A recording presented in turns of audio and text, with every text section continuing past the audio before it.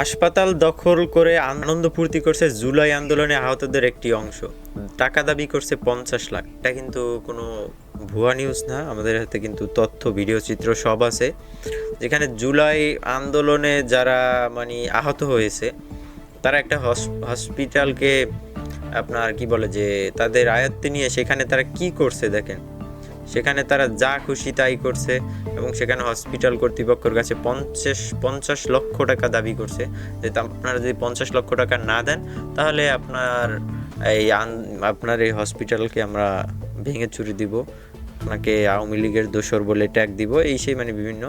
তারা সেখানে birthday party করছে, নাচ ডান্স কি যে করছে দেখেন। চলেন দেখে আসি।